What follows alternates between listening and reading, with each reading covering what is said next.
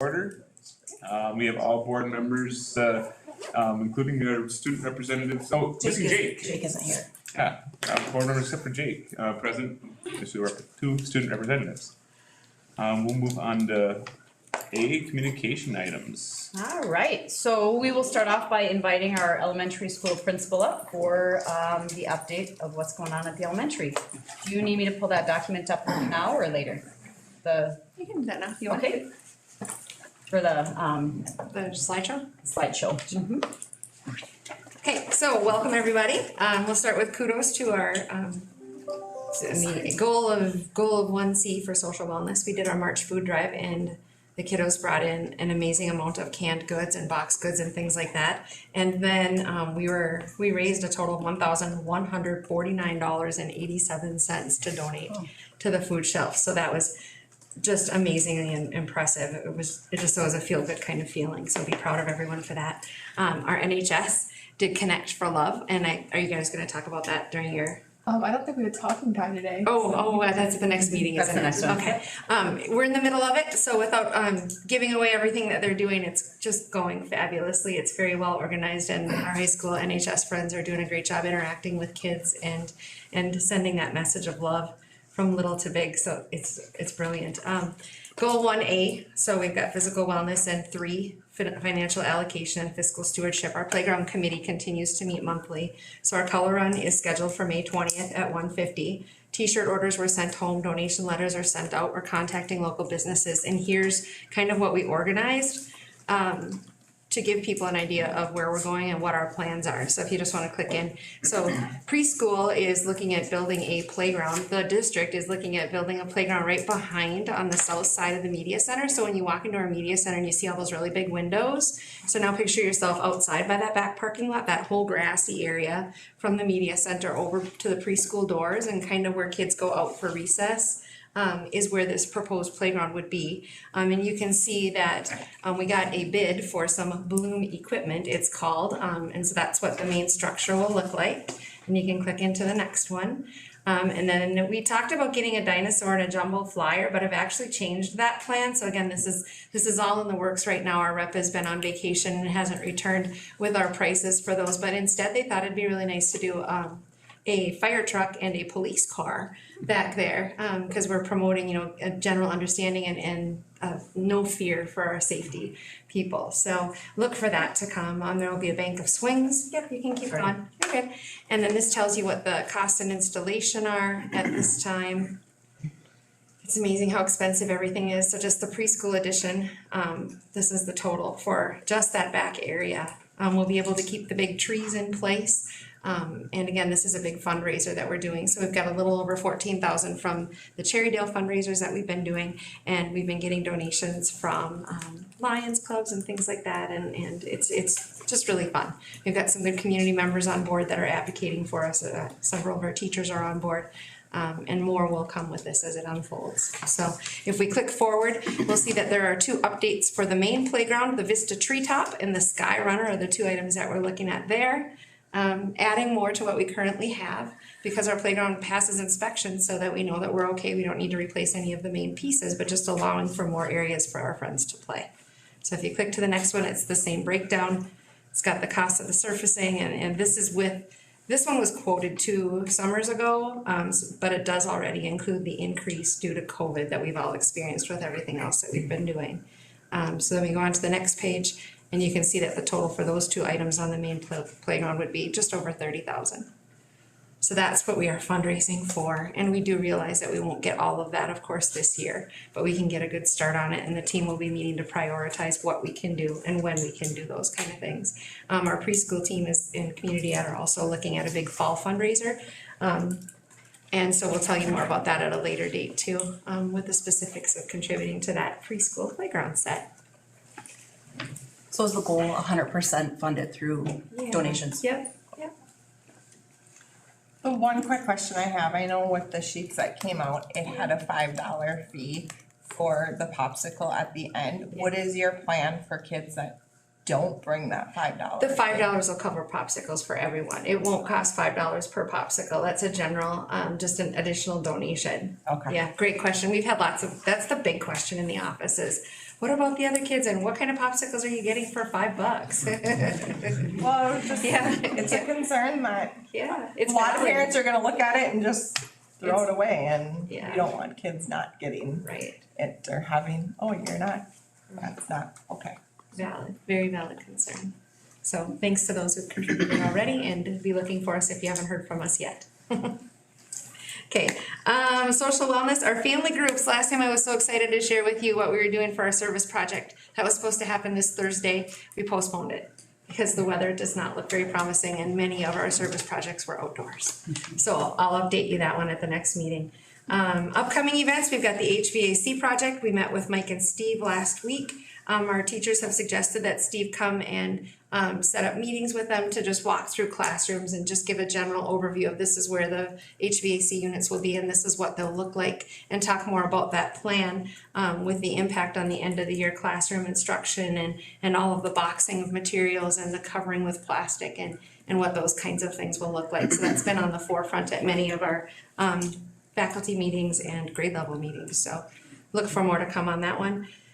Field trips are underway. We're planning lots of those. Our first grade already went up to St. John's for the maple syrup experience, and many more will be coming. So look forward to hearing the stories about those. Kindergarten roundup is scheduled for May 3rd from 5 to 6 p.m. at the elementary school. So we're excited to get our families back in the building and engage in the excitement of our 5 and 6 year old friends for the first time in several years.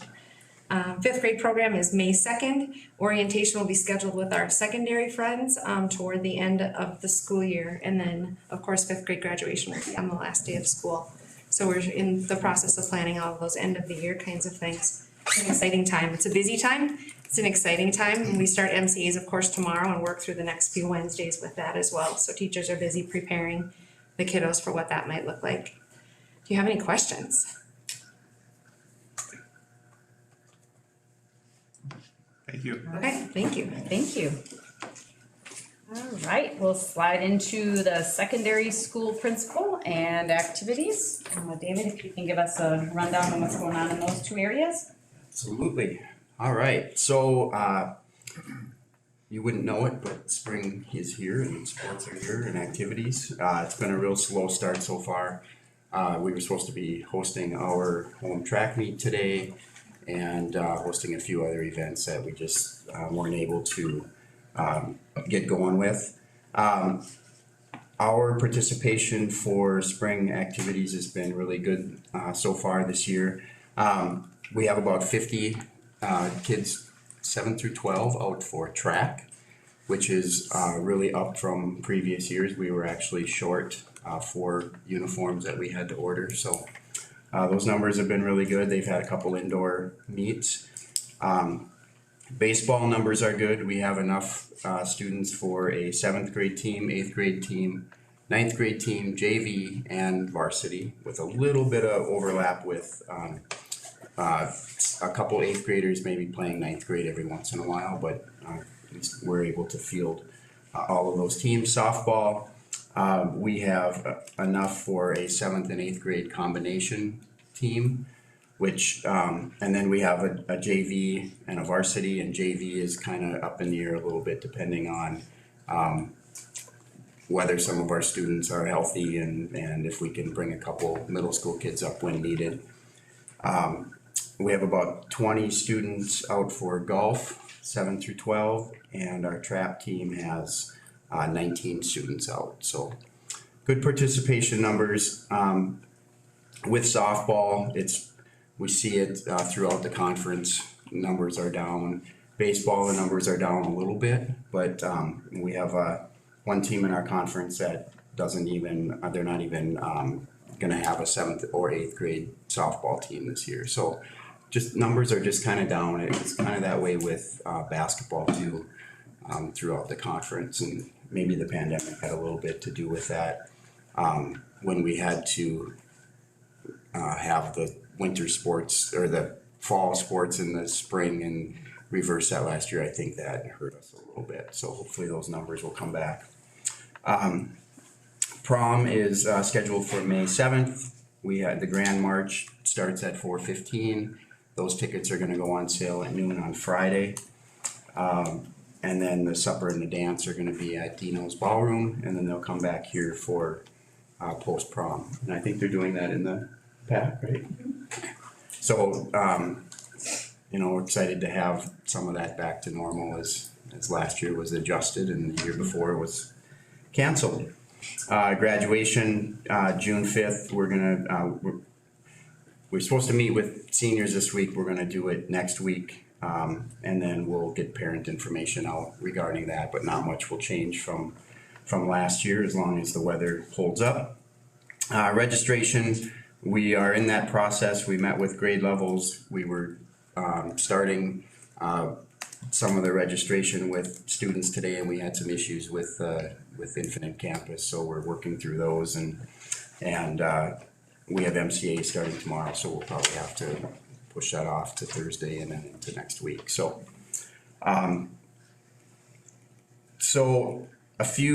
what was it, last week, I think it was, we were at an AD meeting, Ms. Bullard and I, and the conference was talking about leadership conferences and education about,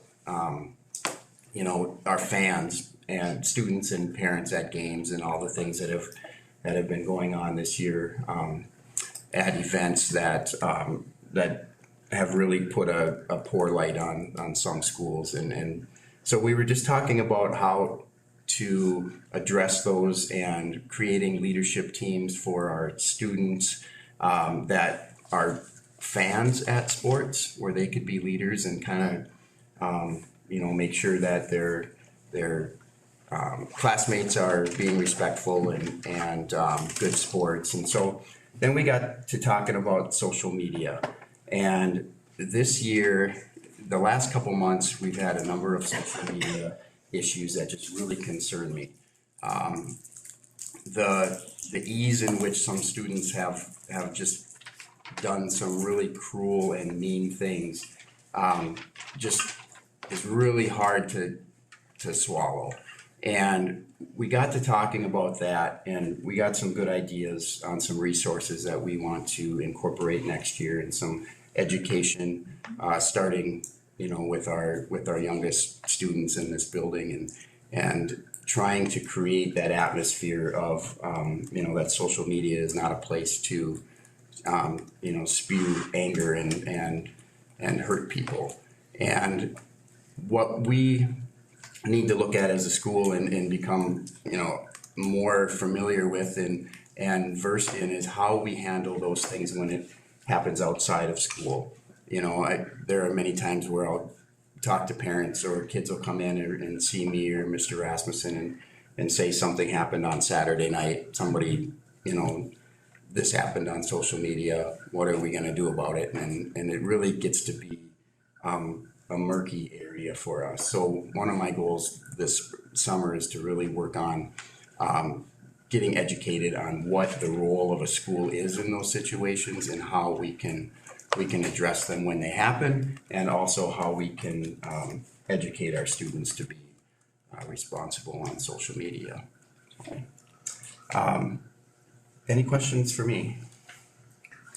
Does anybody remember from the conference, a couple of times we've been at the conference, we've had schools there that are addressing what you just got done talking about? And I can't remember where they were. It was in the freedom of speech one, I think, that conference, and they talked about case law with a cheerleading incident where it happened not in a school. So there's some cases that they referenced. I'll go back and look at my notes. We had a couple of schools present on some roundtables that we had, and what they were doing might be just worth a phone call if I can find out what schools they were, and they had some interesting ideas. Yeah, and next week I'm going to a conference in the cities with other principals, and and it's about student handbooks and things that can be put in there, and somebody from our organization, our lawyer, is going to come in and speak and try to give us some insight on where we can go as a school to address those things. So I'm really interested in that too. Can I piggyback one thing on here? one of the things that I really liked about that discussion that took place between, so twice a year, the superintendents attend the AD meeting with within our conference. And one of the things that I really liked about that dialogue and discussion is that it was about proactivity. It was about trying to be in front of some of the issues and trying to teach skills or address things with, without it being, in response to an issue. And I think that was one of the things that really resonated with the group of, how can we get in front of some of these discussions and dialogues? And so I thought it was a really productive conversation. How well is it working for spring sports to be able to use the pack? It's been working really well. I wish we weren't using it this far into April, but it's been working well. So it has been a boom then? Yeah, we've had all of our spring activities have used it in some manner, and they rotate with.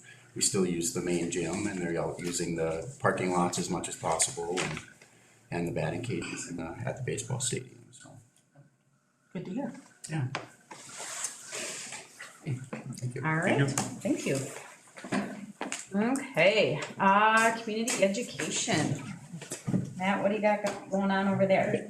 Good evening. Few things to report on. We held our 15th annual talent showcase this past Sunday. A little bit smaller of a crowd. We didn't have the Just for Kicks kids because they weren't able to come. They usually bring quite a few people. But the Arts Council still raised almost $1,000 from that one-day event. So it's a fun way to showcase our students' talents and also our community members. Our summer brochure goes to press next week already. Our spring, we've had real positive feedback from our adults that have taken some of our adult CTE classes in our shops, and we're just really grateful that we're being able to utilize that, and then also the Innovation Center. In fact, our basic welding for the backyard mechanic, which started last night, filled up a couple weeks even prior to the start date. Usually our adult classes don't ever fill up, so we're looking forward to trying to work even more opportunities in there for our community. So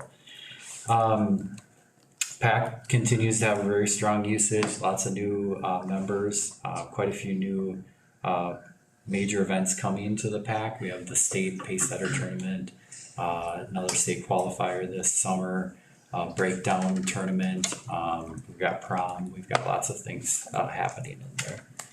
Pause report, we're up to 114 students in our school year program, and we're getting ready for the big move over to the secondary school. We will have a week to be able to move everything over. And our live stream spring season started last night with the home baseball opener. It was pretty windy. I just zip tie some cameras down. I had one camera go down before the game, so but it was good to get one under our belt. And then our Bulldog Bark continues to get good number of views.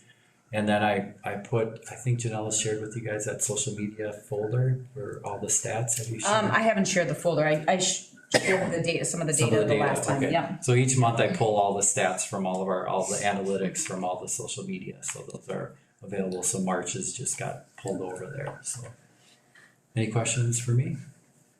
Just a comment, I had a board member from another district reach out to me about our live stream. Oh. Cause they've heard that we do such a good job, and so it was kind of fun for them to look to us on what we're doing and how we're doing it. Yeah, we have a good team of people, so Yeah. Thanks. And I ran across a community member just today who just out of the blue started raving about the new PAC Center. He said that it's like Paynesville College. Oh, cool. That was his wording. Good. He said he just was so impressed and so happy that we have it. Yeah, it's just so fun seeing people come. And there's always a balancing act, of course, because we are a school and we're a community center. We're trying to work through all that, but it's fun to see so many adults. Pickleball is a great activity because it brings usage to the facility. It brings people from all around, but it's also a social game. So we have lots of age groups there, but people really driving from long distance to come to Paynesville, and a lot of them keep saying like, why can't our town have this? And we just thank them for coming. We're glad that they're here. So Has anybody talked to you since the pickleball tournament about the floor? And the, injuries that came because of it? I had two people tell me that came from out of town just say that the floor isn't good for pickleball, cause there's. Really? That came into our too much. tournament? Yeah, Oh, so I didn't know if anybody had reached out to you. no, actually I had the opposite of people saying they Oh. really liked how the ball plays. Okay. I think it's the same exact floor that Sartell Community Center Okay. has. So that's I just know interesting. that was Yeah. something that was brought to me Yeah. after from people outside of the community that had just said that it was great, it was nice to play on, but they hurt like their knees and stuff, 'cause their interesting. feet weren't moving. Yeah, I hadn't heard So- that, so that's good. Well, Yeah, and the no, people that's- that told me are very like, Pretty they dire play players, okay. So, very yeah. much, or they play a lot, so. Yeah, and we've had, some people that play in gyms, gym floors, and like this so much better, but yeah, I haven't heard that, so it's good to hear. I'll just say my wife appreciates the fact that she can park. Yeah, But Yes. even now with all the extra parking, it's still almost full some days. oh, yeah, I mean, there's days in the morning, we'll have 70 people that will, and it's all filled. And kudos to our students, like all it took was, and I was so impressed with them, it took just, we took a picture of like, this is where the parking, you guys probably got emails on that. Please don't park here, cause for safety of our elderly and coming. And Mr. Orline put that out the next day. We just put a few little reminders on windshields, and after that, we haven't had anybody really even pushing the line. So we were so happy we did like a cookie Friday, cause we were like, great job, you guys come down for fresh baked cookies on that Friday. We were just very impressed with how the students, I think they get it, it was dangerous, especially there towards the end. It was very icy, and we have a lot of elderly that It's come hard to to walk walk. out there. It was, It and was. I was hearing around town was like, you think you're busy now, Matt, but you missed out on a lot of people that would join. They said they won't come because there's no parking. So I think we've addressed that, and it's things we're just working through. It's the growing We're pains. figuring things out, but the students really responded very well. I was very impressed with that. Well, we're, like you mentioned, it's two different entities that we're working with here, and it is kind of difficult at times, but. Yeah, we have to We're balance it public, out, so. a business in a sense on the one hand and a school on the other, so. Yep, and we need to meet those both Yep. needs, yeah. But I'm glad to hear that, and now the ice is gone too, which is nice, so, at least for now. We're gonna stick with the Yeah, ice is gone. gone. Yeah. We'll leave it at And that. Yeah, I have to say, the students are very respectful. At times that we've been in to walk when it was very busy in the gym, they were very respectful of the walkers and making sure our track was clear. Good. If they were standing talking or something, they moved when they saw people coming. good, that's They were nice. Great. very respectful students. I truly appreciate them. Yeah. Great. And on that too, we have the corner nets made, our students actually did the welding. We have now, with the Spanier welding in town, we like to use local, and they've been very busy. But we've been coming up with the design, we will have center nets now too on all the openings that will have, nets available just for extra safety. Especially with this, spring season, with all the balls flying, we've been just really trying to be very careful that we don't have anybody, hit with a ball, so. Yep, so you'll be seeing those soon. Any other questions? Thank you. All right, thanks, Matt. All right, we'll invite Jonah up for our technology update. Hi everybody. I have deployed all our staff laptops, all 78 of them. Back in October, I never thought I'd see the day. It's a lot of work for every single one of them, but it's nice to have that done. While getting them out to staff, I grabbed their staff Chromebook and charger back, and we're actually going to be using those at the elementary school this summer to start replacing parts over there. Last year, speaking of Chromebooks still, we were able to offer some to staff and students and you guys to buy for sale. Sadly, this year we won't be able to do that because we have 7 carts we have to replace at the school. So it's just important to keep up with that, because if those Chromebooks go end of life, we have security update issues, and they just become kind of risky on the network. So it's nice to be able to keep things moving and up to date over there.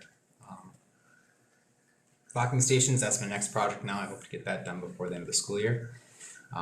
we'll be taking out the desktop towers out of this teacher's room and putting in a docking station instead. And what that does is it gives you one cable that plugs in the side of the laptop, and it connects their mouse, their network connection, and their classroom display. Some teachers also choose to keep a second monitor on their desk, and what that does is if they have something playing on their board, they can still work on their second screen while things are going on. So want to get all those done by the end of the school year, because every staff member likes a different setup, and I just want to be there when I put it up, so I'm not doing everything the same and having to retrace my steps to customize it to what they like. So as you heard, tomorrow is our first day of MCA testing. Last year we had an issue with our firewall that caused all the logins to the MCA testing application to fail. So this year we made sure to change things around, and I met with Dawn last week to make sure everything worked fine. So we're all good to go for tomorrow. So we have 3 weeks, next 3 Wednesdays, and then that'll be a wrap on that. But we're getting ready for summer. Nice. So Colin has been helping me and putting tape on all my hardware at the elementary school. Because once schools don't want to move all that stuff out for the construction. So. Great. Getting there. Any questions? Awesome. All right. Thanks, guys. Thank you. All right, and Steve, buildings and grounds, please.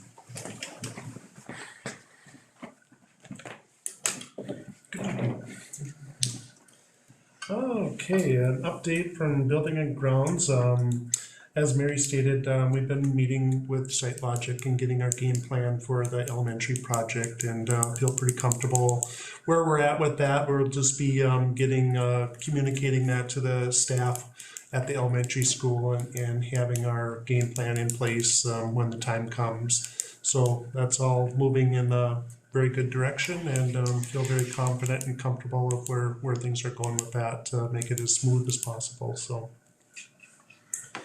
there was a grant that was written, Gene Lewis was part of that with the Auditorium Lights, and we started that just on Monday of this week here now, getting them all upgraded to LED lighting, so they're all the same, all a little bit softer light coming out of them now, and we're just finishing up that hopefully in the next couple days here, getting that, and it looks a lot nicer in there with the consistency and a nice tone to the light in there. So also been continually once a month I meet with Resource Training and Solutions. We made that conversion from IEA with our health and safety consultants. I've worked with Scott George a lot in the past in Belgrade School, so we have a great relationship, and so everything is all in place with Resource Training on all their documentations that we have for the district, and everything is looking really good with that.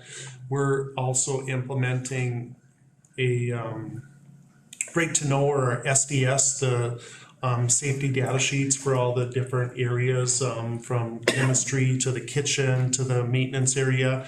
On that we'll be implementing a QR code that we'll have available also. It's just in the heat of the moment when a person does really need first aid and looking for an SDS sheet on the proper things, you're trying to find it or something where, obviously you need a smartphone for it and things, but it'll just be a matter of scanning it and then doing a search for what you need, and very convenient and easy to have access to those documents that a person needs, so at times. Maintenance staff been working obviously with the spring and spring sports, getting their feet wet, involved with that, so they're Not literally, right? and so we do have a new staff member, a custodian that we hired in the PAC area. Joseph Lang is going to be working from 8 o'clock at night till midnight to clean the PAC area, and so thus far it's been going very well, and he's a great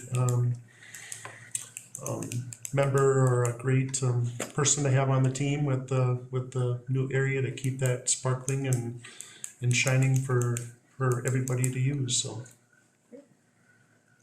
Lastly, I have just, we've been still getting updates weekly on the PAC area, has some details yet with the architect on resolving some roof leak issues that we've been having, but confident that they're moving in the right direction. And also the hot water heater in the PAC area, we've been waiting on that they are just waiting for a final engineer approval on that to get that softener in there, and a new hot water heater. That one had quit working, and part of the reason was that there was not it was not hooked up to soft water.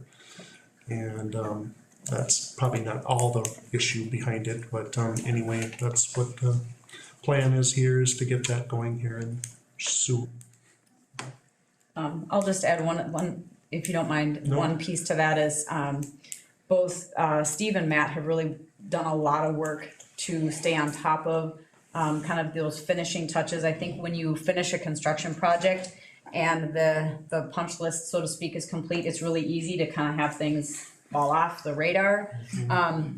And Steve and Matt have really done a nice job keeping SiteLogic, just to wrap up the project, make sure that things get, dot the i's, cross the t's, staying on top of it, and they've both been, I know it's been a lot for both of you, because it's gratefully we had some wet weather this fall that gave us some inkling that they had to pay some attention, and they've done that. So thank you for staying on top of that, because those were, and the water heater is another, those are things that you just you don't bank on those things happening, and so you have to stay on top of that with them. So those are big things to be on top of.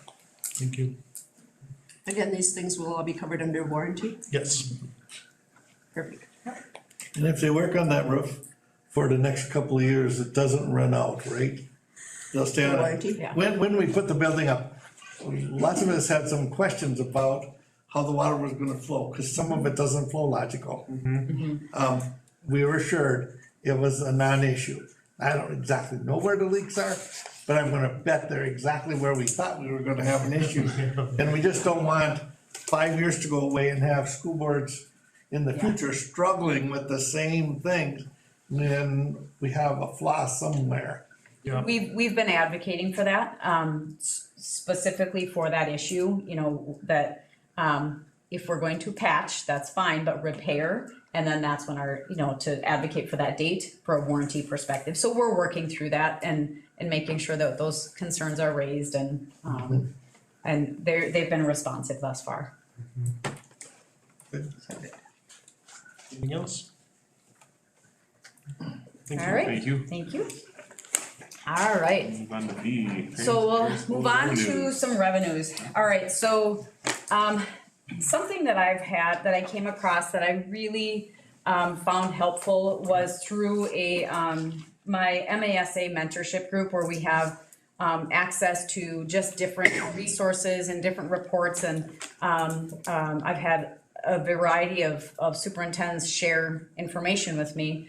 And this is a document that I really found helpful, and so I want to walk through this with you. And part of why I think it's really helpful, I will acknowledge and honor right from the get-go, this is really small. So I know that we have to make this big. And really the two documents go hand in hand, because as we look through each of the document, the first one that is entitled the revenue projections, those are where all of the revenue that comes into the school district, where it comes from, okay? And I think that that's important, because sometimes, especially as we talk about budgeting and we talk about just like levies, and we talk about aid versus levy and where are the things coming from, I really liked how this document kind of brought all the information forward about where all of our funding comes from, okay?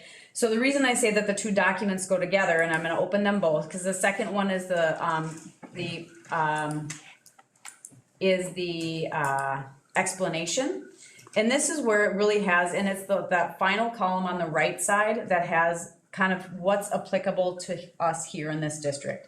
So I'm not gonna go through all of these line by line, but I will walk through just a couple of them for you. So the first segment is the area that we're gonna talk, and I'm gonna make it bigger so that people who are here can look at it as well. So this first line really is like your referendum levy. Okay, so how much money do we get as a levy? And then if you wanted to say, okay, well, what does that mean for us in Paynesville? You could come over to this second document and come over to the column the very off to the right. Let me get my zoom going on here. And you will see that for our current referendum is $39.25 per adjusted pupil unit. Okay, so if you go back and then look at that first spreadsheet, what does that mean for us as a school district? In 2021, you'll see we made we brought in $60,751 via the referendum, that $39.25, and then you'll see in 21-22 it went to $37,050. What was the big difference there? We had a reduction in pupils. Okay, so remember that's your adjusted pupil unit. Okay. Equity and levy adjustments. So if you want to, again, what does that mean for Paynesville, and what is that, why is that specific to Paynesville? You can come over to that second document and zoom into that column that says,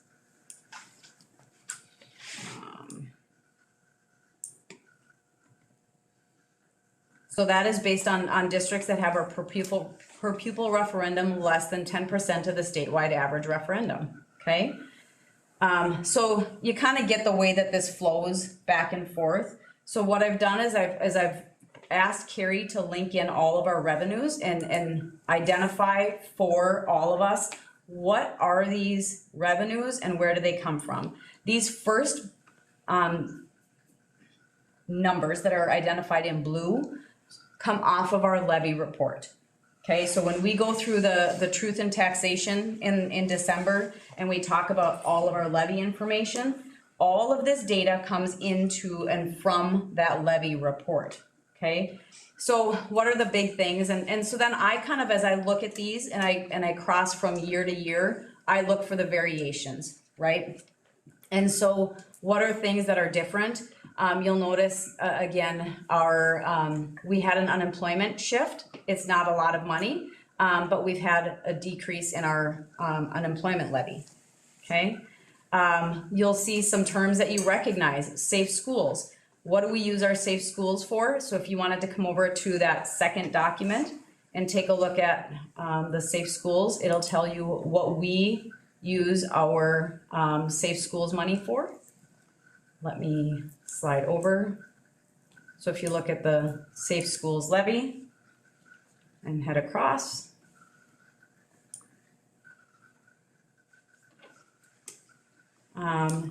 local taxes used for school resource officers, safety measures such as cameras and supplies. Okay, so really it's kind of a cross-reference of where does our revenue come from, and then how do we as a school district apply that revenue to various expenditures throughout the district. Okay, so a couple of things that you'll notice as we kind of go down. You've got like our PAW packs. We have a lot of donations that come in for PAW packs. So then you'll see that there's a fund that's specifically set for that. So when that donation comes in, it's allocated specifically for that fund. You'll see the same thing for I know that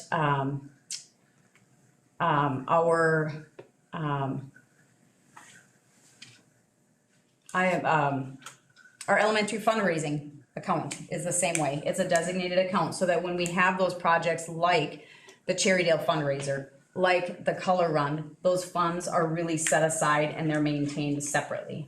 Okay.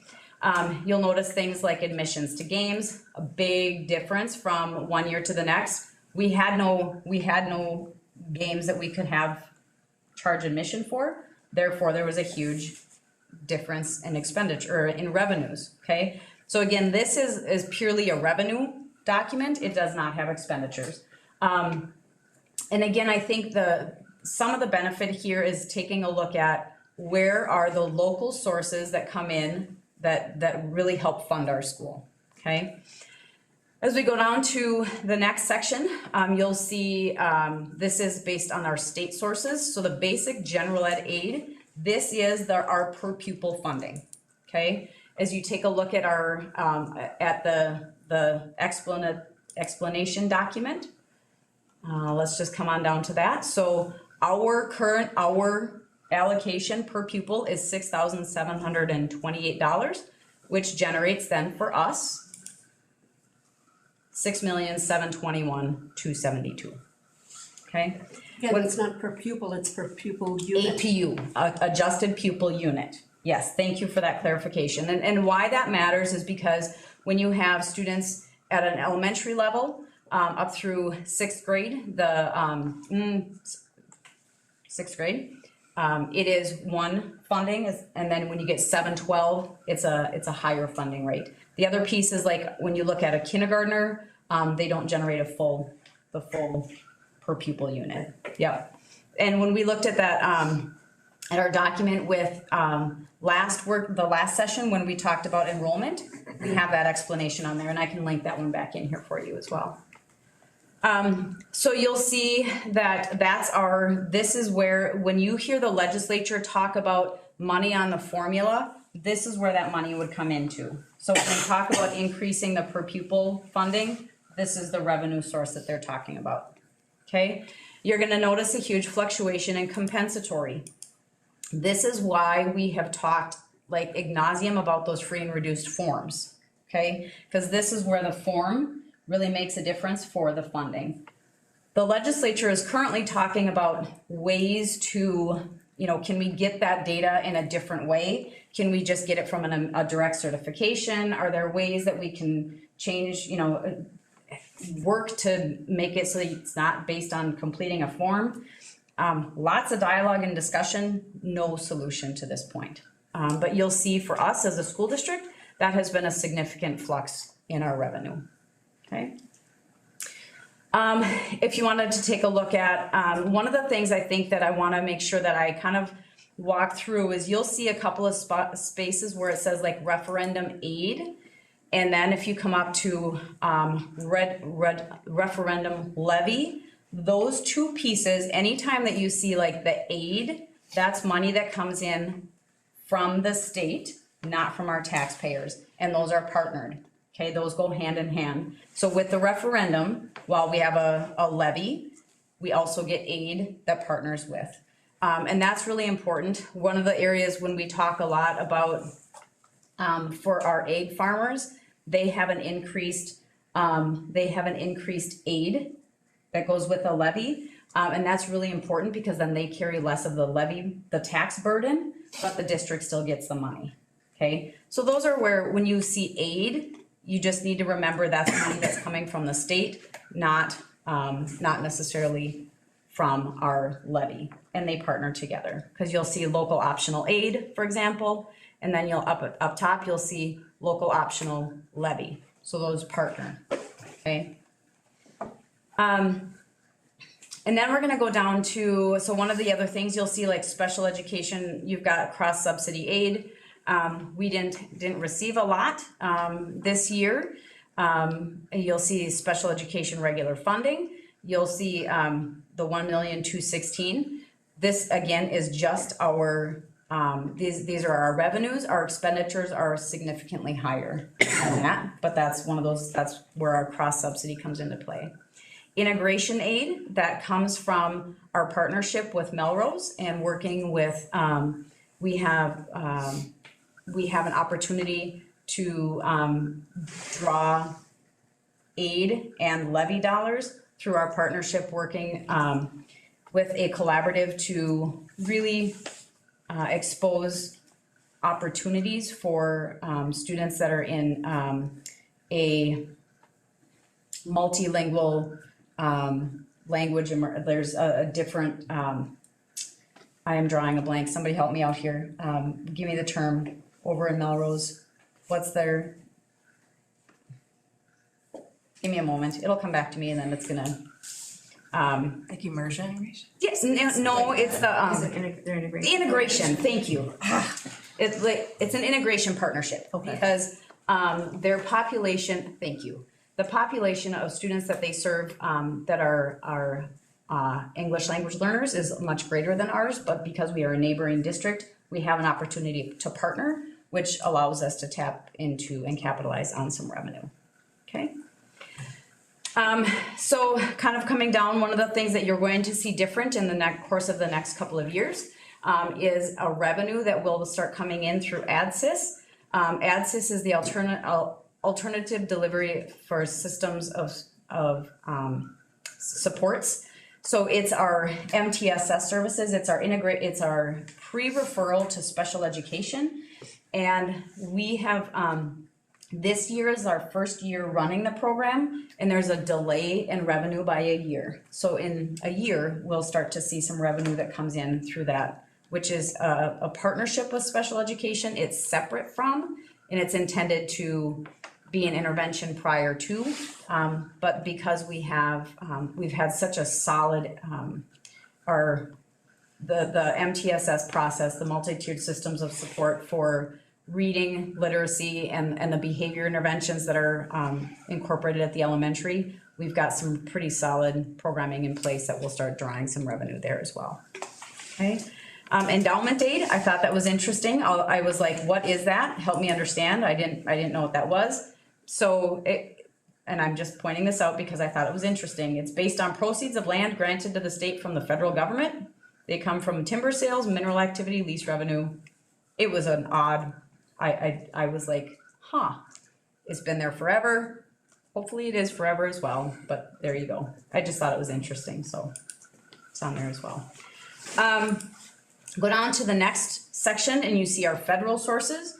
So the Carls Perkins grant, it's not a lot of money, but that really does come into, and we use that money with our Career Tech Ed partnership. That is a partnership that we use with the Wright Technical Center. There's a number of other districts that flows through.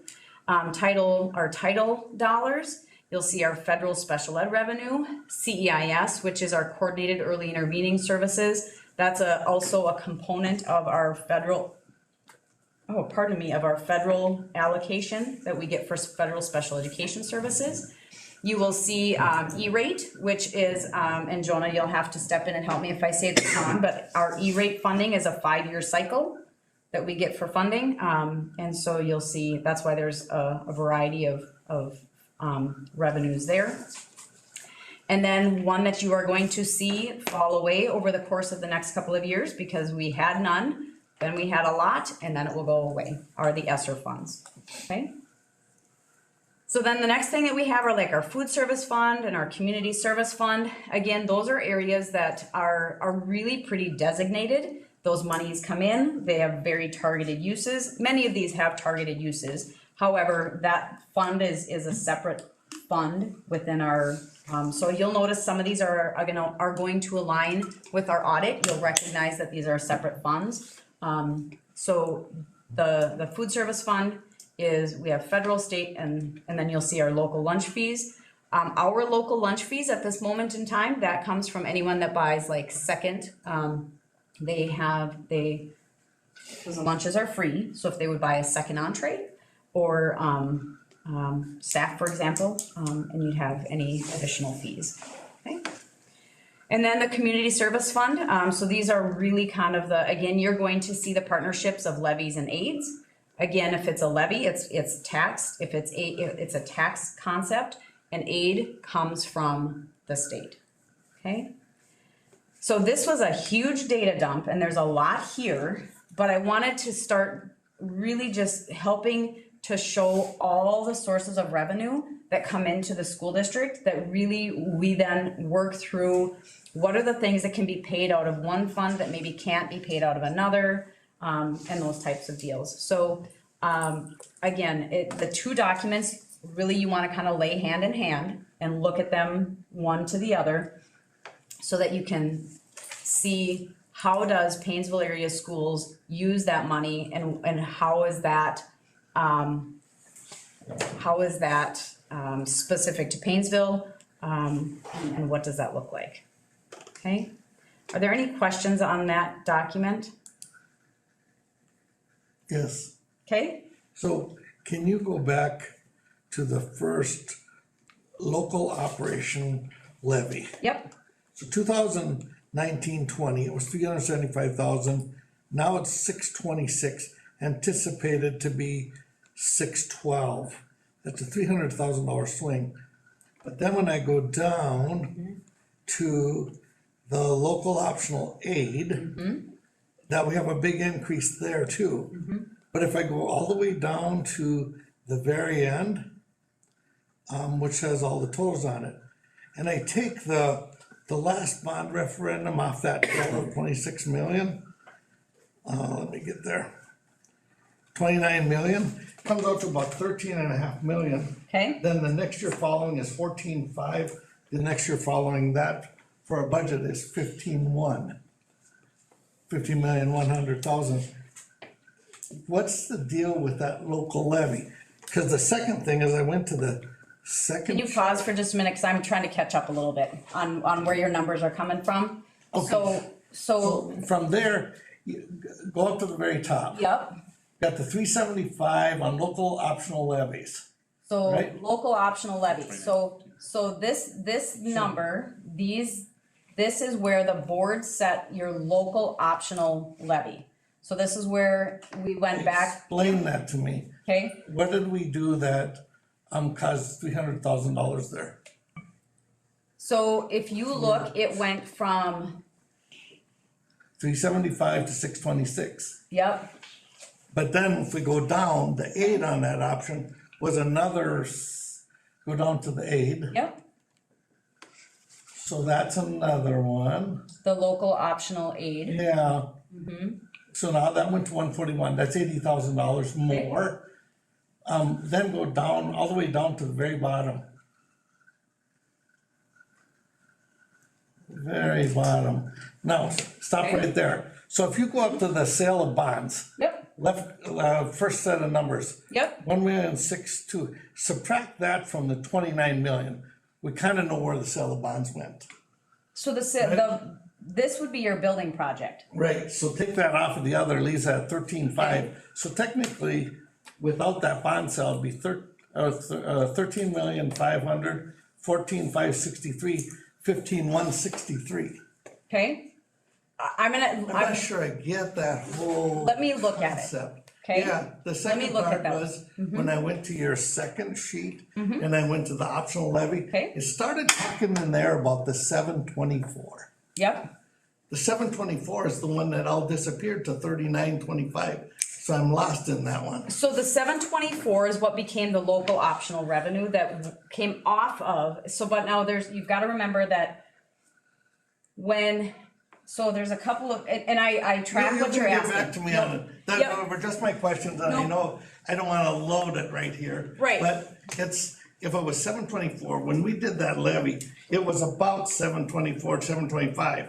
If it's $39 now, for sure, it should be $39 less. Well, no, and it's not necessary, I know exactly what you're asking, and I'm gonna have to get back to you with the exact dollars, with the years that they changed, because when the legislature changed the structure, they changed the correlation of aid versus levy.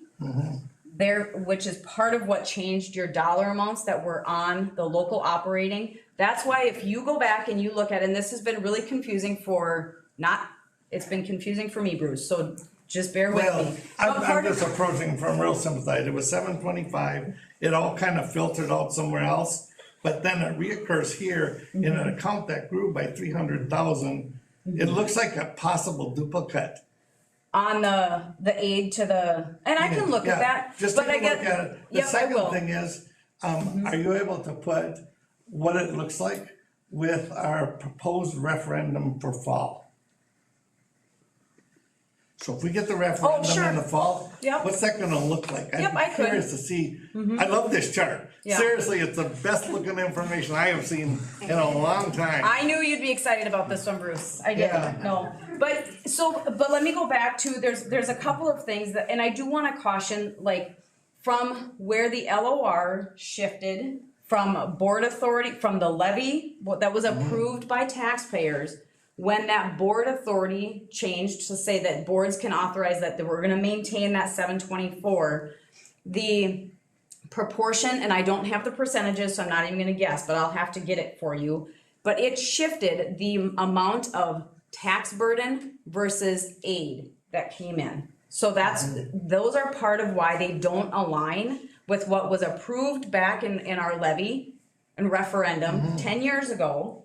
No. Does not align, and it's because of the shift in aid versus levy dollars. And so I don't have that right now, Bruce, but I will get that back to Coming you. from the second Yep. one. Yep, when I can looked look at that. Cause if I go up to local operational levy. Yep. Based on 724 APU.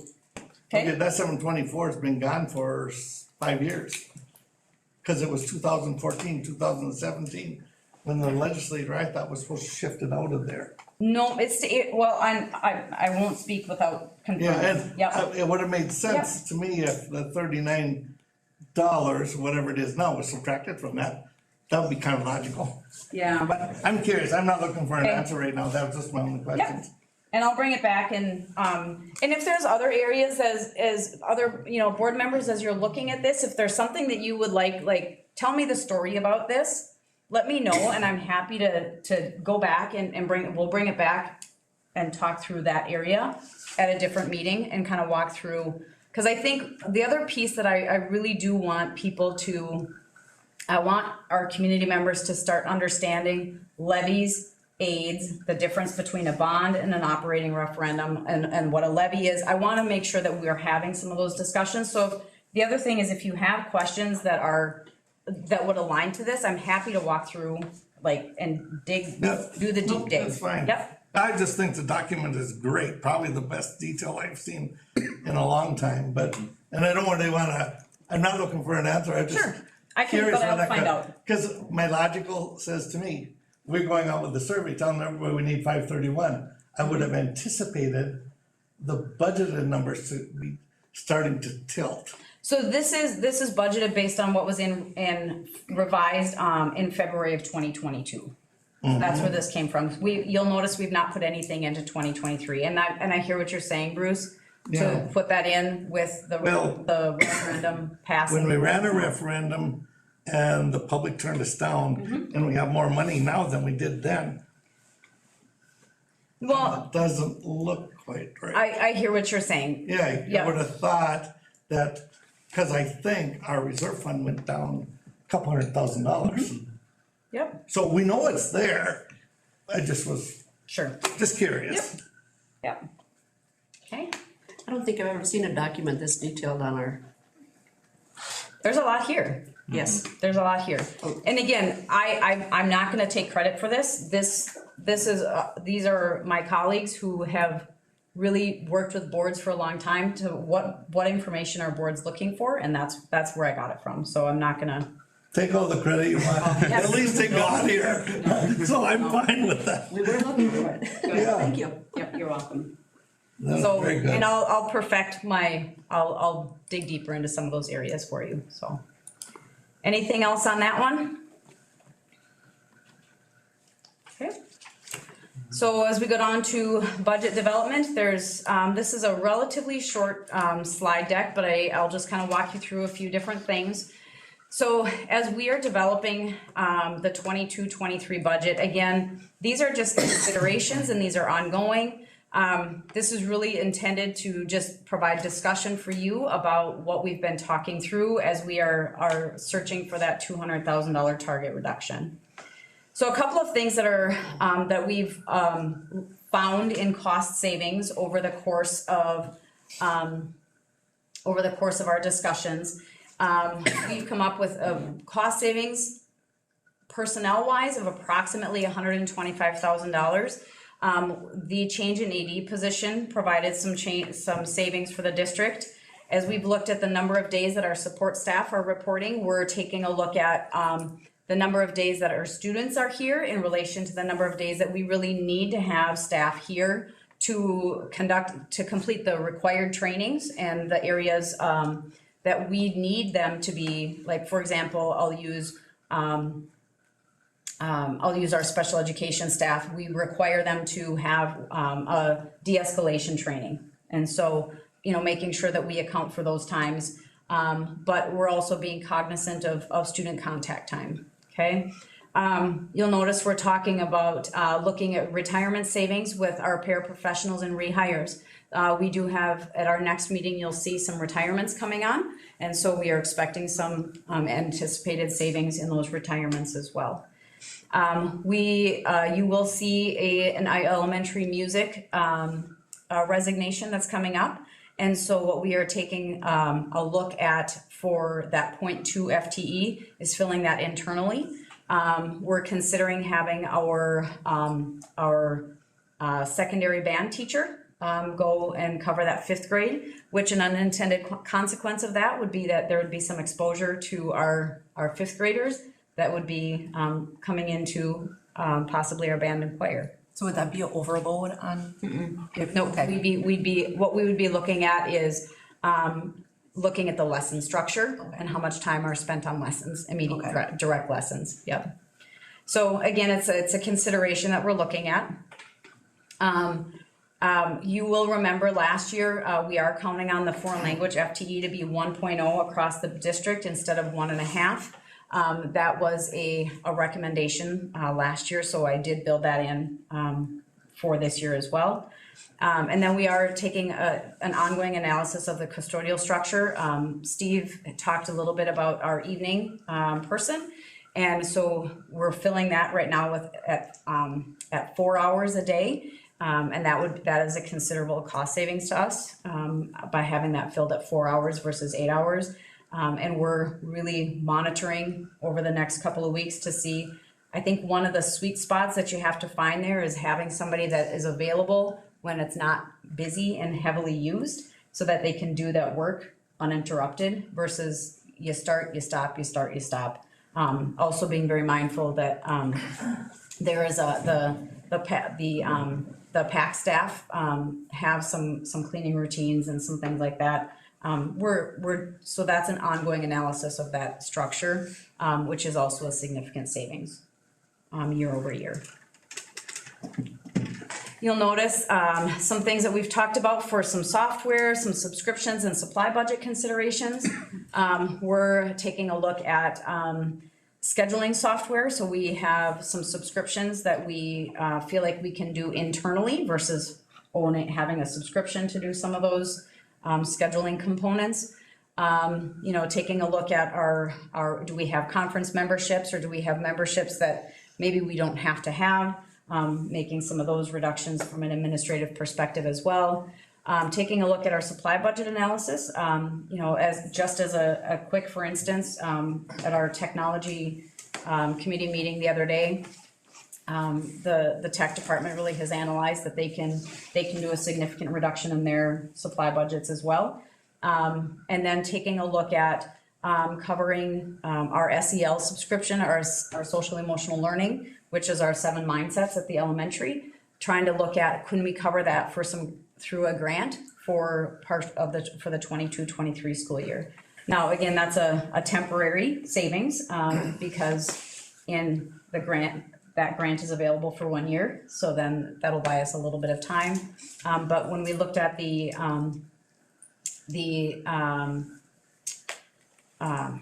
strategic plan, the social emotional wellness of our students, staff, and community, those are all areas that we have identified as priorities. And so we think that that's important to maintain.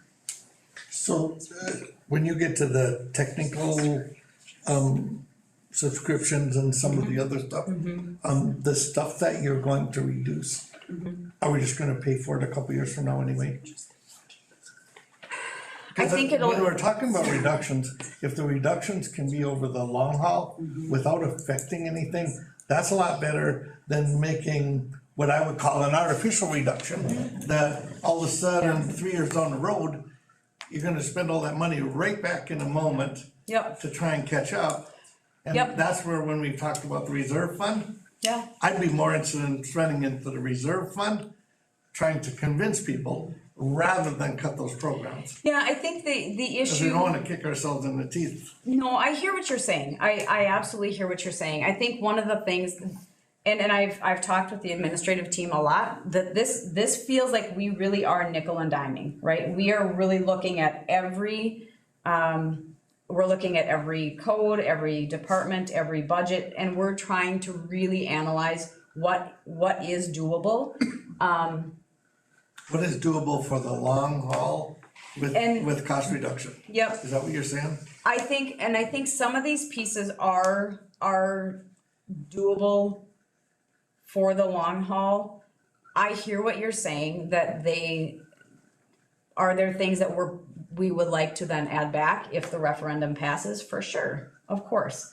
But I think that's also part of where, I look at it as, where has a district, trimmed the excess, and now where are you hitting the muscle, right? And I think that's that fine line that you're talking about. And I think that's part of what we need to understand from our community with the survey, and that's coming up a little bit late and a little bit further in the agenda, is where does our community feel like we can sacrifice that muscle, right? Because I hear what you're saying, Bruce, and that's, when you come up, we're about $20,000 short of where our target is.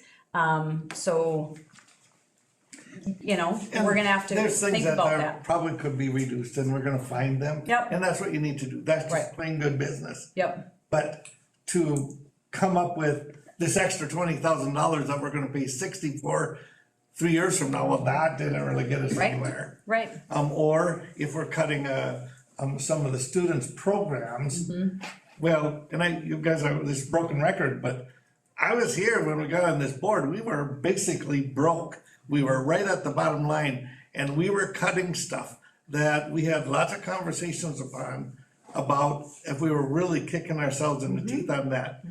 So when I look at some of the reports that Don Canole shows up, some of where we were at is coming back, and every time I watch those reports, it looks like they're giving me a punch in the face because we were stuck. We were absolutely broke when we did it, but it's almost exactly what we were worried about way back when, and I don't know exactly what the solution to that is. Yeah, it'd be great if we had all the money in the world, we don't. right. But maintaining those kids' programs is a big thing. And that's what I'm hoping that you'll see, is that these areas that are talked about are maintaining programming. Yep, Where the one area that concerns me is, okay, for the social emotional learning, we're gonna get that grant. And that's kind of goes back to what Bruce was saying. Sure. That's only gonna cover us for a year. Yep. And we need to be able to keep that So- program going. yep, and so my recommendation in a year from now is that if we are, and to be fully transparent, if we do not pass the referendum, we will not be able to sustain programming. So knowing that that's a priority of the strategic plan, that would have to be built in as this is funded, and there would be another area that would have to give. Cause I hear what you're saying, and that is, so it is kind of a shell game, right? It's whether you pay for it out of a grant this year to buy us an extra year, for sure, I hear what you're saying. And then we're gonna have to come back to, what does the community feel is an area that is a reducible programmatic discussion. Whether it's transportation, whether it's academics, whether it's, activities, whether it's whatever, okay? A couple of other things that I have been on discussion, but we've not discussed openly, is an increase in administrative fees. So I looked at just a general, if we were to try to generate $25,000, that would require about a 25% increase in our activity fees, whether it be the participants or our community that comes to watch. The board, I'm not sure what I've not heard from you where you're. That one, I think there's some real pain points. It already is expensive for families to come to an activity, but if you have kids or the neighbor kids coming with, and we wanna make sure, well, first of all, we know the data when kids are involved in extra activities. Their grades are better, we're likely to retain them.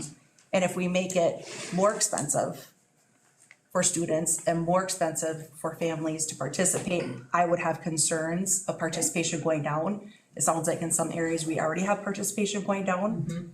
So we'd have to have something where families can still participate. Sure. Even if they can't afford it. I just, Yeah, no, you know, like that they can get a Yep. pass for the year. And I don't know, cause that concerns me a lot. You're gonna price out some families. Yep, and I would agree, I think, to be transparent, we do have a system in place now so that activity fees are not barriers for But like families. for families coming in for admission. Oh, for admission, I'm sorry. I thought you were For both. talking about They're both, participation, yeah. but, okay, okay. And I think 25%, that's a huge hike. Yep. And so I have reached out to our surrounding, our conference, our neighbors, to gather kind of where we are in relation to everybody else. We are not the lowest, we are not the highest. I don't have not everybody had submitted their information. But you know, it certainly is. And if that's an area that I hear you saying, this isn't one we're gonna touch, then we don't touch it. And then we come back to a different area, or we come back and look again, is this just, where else can we? And maybe that's an area that we gather more information from our survey to find out where our community lies. That was gonna be my question, are we looking at where are we at? And, you know, I just don't wanna see us hitting the kids up to try to make up a $25,000. Right. Yeah. I'd rather go to the Right. community and see if we couldn't Yeah. find somebody that would be willing to. Sure. Cause the number, you know, the more kids we can get out, the more better. money we'll have. Right. And so if we can get the numbers up, we don't have to increase it, we can get, Yep. so that's Okay. another way to When we're look at talking it. about a $13 million budget, $25,000 doesn't sound like a whole lot. Right. No. It doesn't sound like a real feasible thing to look at for a piddly Okay. amount of revenue, piddly amount as compared to Yep. full budget, I mean. Right. It's still substantial. Yep. No, and that's what and so this is, I needed to hear from you what your thoughts are in relation to this. I've seen this over the course of a number of years, and I don't think it's been brought to a public discussion. And so I thought it was important to bring it here for a public discussion, so.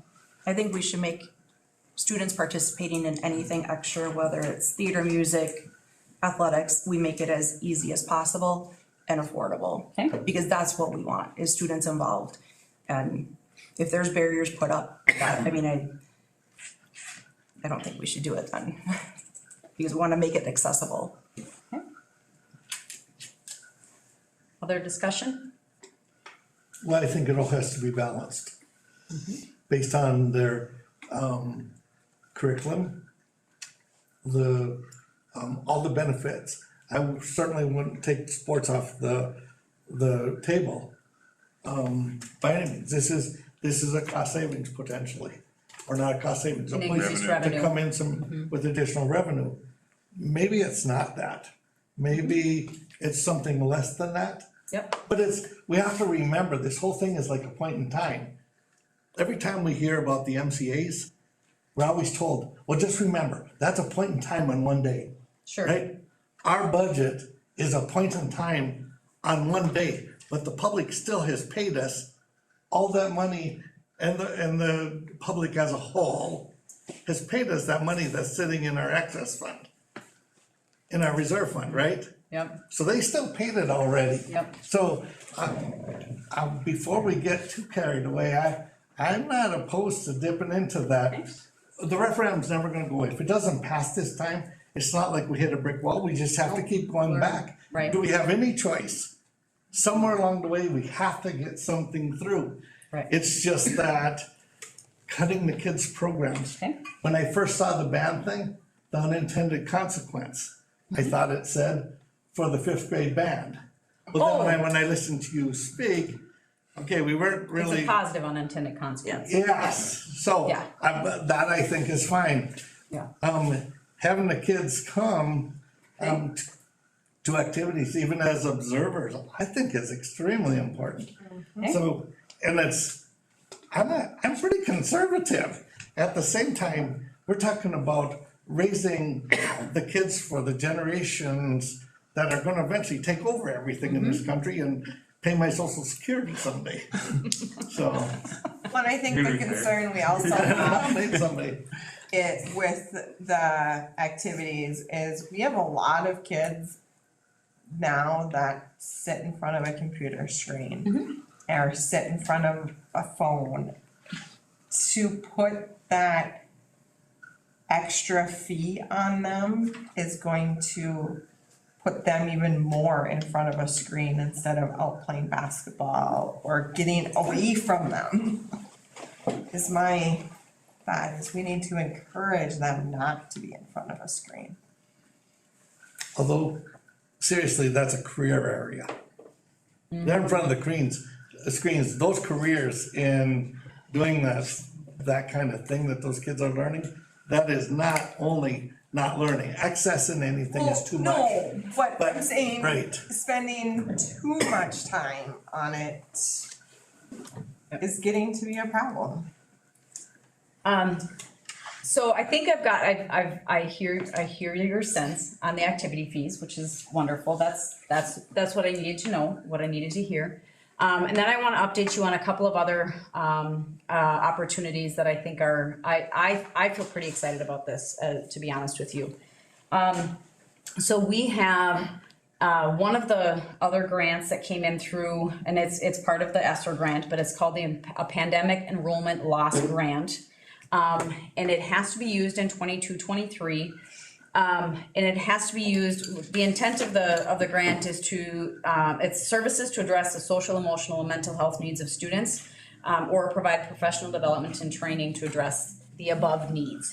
All right, so we took a look at where is an area that we could really enhance our support and services and provide some additional resource. And one of the things that I know that our elementary has had a lot of focus, especially from a professional development perspective this year on our letters training. And so as we looked at where we move into next year and bringing in some balance of having half of that time to implement letters, pulling in some more of the increase to support the PBIS initiative that has been started prior to the implementation of letters. And so what we're proposing is structuring our Dean of Students at the secondary to go half-time to the elementary to support the positive behavior intervention supports, the tier 2, the tier 3 interventions, to partner with the academic interventions that have been strategically implemented this school year through letters. So what that does is that would allow that it would be a cost neutral support that would be provided to really enhance the again, focusing on those areas, that social, emotional, mental health of our students, and then also taking a look at what is it that we need to provide from a training perspective for the continuity of the PBIS across the building. So that in doing so, there's another unintended consequence of that structure is we had a 0.5 career technical education position that was open this school year. We had an internal, we've posted that externally as well. We had an internal candidate who applied for that position and is qualified to teach that position, but he is also a half-time science teacher. So in looking at bringing the behavioral support to the elementary, what that does is that opens up, because that would leave us half-time short for science. And then by having the individual move to the CTE position and be half-time science, that allows us to fill a full-time science position. Over the course of the, over the course of time, thinking about looking forward, that's an area where we're going to need some instructors is in that science area at the high school over the course of the next few years. And so this is an opportunity for us to bring that in.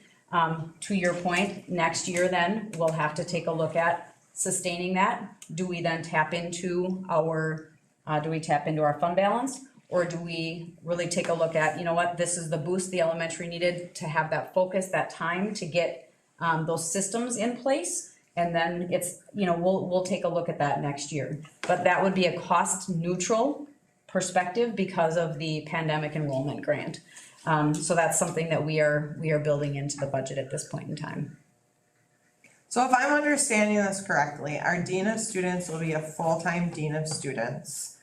And his half-time position right now will then be taken on by this science CTE teacher So that we've hired. kind of. So his half of his science, his position right now is science. Yeah. So we have posted for a science teacher because half of the CTE's position is open. And then his position as he is the dean, the other half of it is open. So that's how it becomes a 1.0. Okay. So it is not an add to either. It's not an added FTE via the budget because we are able to provide some shifted support. Okay. All right. Moving right along. That was a good report, and you need to be blunt with us. I'm game for it, you just Okay. gotta tell us what's going on, cause this is a time for us to analyze, so when you come up with these things and you think this is a possibility, throw it out there, let's talk about it. This is a good great. possibility. This is great. Yep. Okay, so the next segment is our referendum preparation. So the survey is complete. Thank you for the feedback on that. We made a couple of revisions. I did update. You'll notice everybody's information is correct on the bottom. That was a very simple fix. So thank you for that. So this information is going out two ways. So it's going out via paper, it's gonna be in every mailbox, and then it's also going out via email. And that survey it has a code, so it is specific. So a family can't just forward, the code is specific to the family. Couple of things to address that I know you had kind of questions about is when we go through this information and when this information is gathered, the survey company will be able to tell you as a board where people are, like what their perspective is based on the survey that the priorities that they identify. They're gonna be able to tell you that your population so I'm gonna go to this last page where you guys asked the question of like, why do we have this information in there? So they'll be able to tell us, so our demographic information of individuals that are 35 to 44 years old that live in the city of Paynesville, the top priority for them if this referendum does not pass is to increase class sizes. Okay, so that's the way that they've pulled all this information together and the way that they ask the questions. That's how they're gonna be able to disaggregate that data and get it to us, okay? And then we'll be able to look at it, and then you as a board will be able to say, okay, let's do this with that information, okay? Similarly, I think we had a lot of discussion around whether or not to, like, in this chart, I asked the question of, okay, is this the best placement? And what they found is that if you don't put all this information together, all they do is they go to the question, then they go right back up to the chart anyways to look at the data. So it's really for the ease of the survey taker to put as much in one spot as possible to try to really be as get the best results from a survey without having to make them hunt around the survey, okay? Were there any other questions? I think those were a couple of the big pieces as to whether or not, where to put things on the survey, whether or not to do like a rank ordering. Were there other big pieces that we had talked about? I like it just like this, and I think it's like everything, we're really wise to use the survey companies' basic ideas, because we all have our own parts of it, but I'm not out doing big public surveys, nor is anybody else. And that's kind of how I think we did the last one, is we left lots of it up to them so that we were using somebody that had experience. I'm good with it. Is the email list only for the district, like or is there a wider list, like with? It's the district. No, it's just, well, so it's anybody that we have a district email for. Okay. So anybody that was in our, how did we pull that, Jonah? Staff at campus, staff with school emails, and then parents on campus as well. So did parents come out of community yet as well? Oh, they're not in campus. Yeah, Just parents of currently enrolled students. okay, yeah, okay. So then I did wanna just highlight for you again, a reminder of the timeline. So we will be looking at bringing this information back to the school board, in June, and that will allow you time to make determinations. If there's a strong response one way or another, we'll be able to, discuss what those options are. And then, you'll be able to make decisions for a July determination for a referendum perspective. Okay? So I thought we had to make the determination for the referendum before the end, before July. July 1st. No, so we did it, well, I thought last time we I did don't it in the believe so. last week of June. we did it at my very first board meeting, which was July Oh, that's right. 14th. Yeah, okay. Yeah, I have a tenant, I recall that, cause I was I'm like, fine. holy cats, You nothing know like, which you one know. better than I do. But we also talked about, cause one of the other things with that was talking about whether or not to have, the operating, you know, so there was a number of items that we talked about at that meeting, okay? Good. So the other piece I wanna share with you that I've talked to you about the, voter file and how we have access to the data of our voters. And I thought this was really interesting information, and so I wanted to start getting this out there for us to kind of discuss. Because I think this will also come into play as we look at the data that comes back from the survey. So I gathered 3 bits of information from the files right now. So I gathered the staff data, the elementary data, and secondary. So from our staff, we have, now this is again only registered voters that are residents of the Paynesville Area School District. So we have 93 registered staff voters, and we had 66 active individuals show up and cast a vote. Again, I don't know whether it was yes, no, it doesn't tell me that, but it does just tell me whether somebody got out to vote. So that was a 70% participation rate. This is just the last, This is the 2021. 21. Yep, Okay. this was this fall. as I say, I felt the parent numbers seem really low on active voters, but for a 2021 vote, that doesn't seem low. So for this fall, that was this fall. Yeah. I can also run this to compare to 2019.